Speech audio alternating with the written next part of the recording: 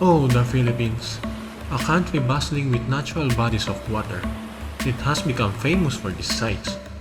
El Nido, Palawan, Manila Bay, Pagudpud Beach, Boracay, and Dahican Beach.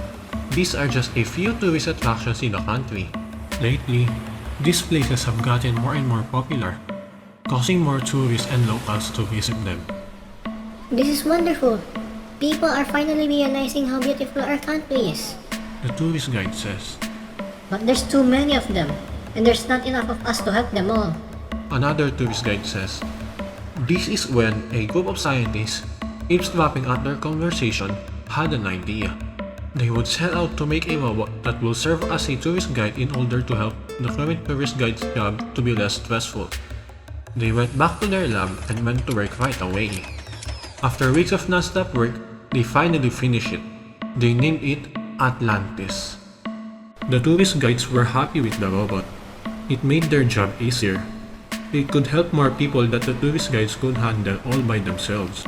Atlantis was lively, cheerful, and helpful to the visitors, but it noticed something quickly. It would see the people litter often, throwing trash anywhere from tables to the ground, and most commonly, on the waters itself. Atlantis took action quickly, reminding tourists to not litter and throw trash in their proper trash cans. It would also take it upon itself to try and clean this trash whenever it can. But the people never stopped littering.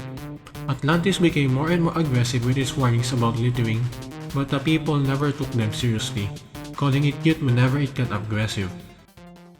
Eventually, Atlantis went mad.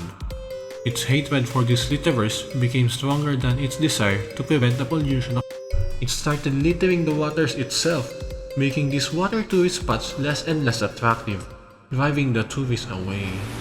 It succeeded.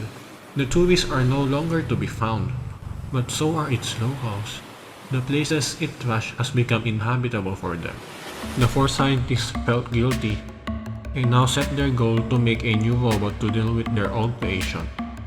They spent weeks making sure that this new robot of theirs will not fall victim to what Atlantis went through. Eventually, they finished.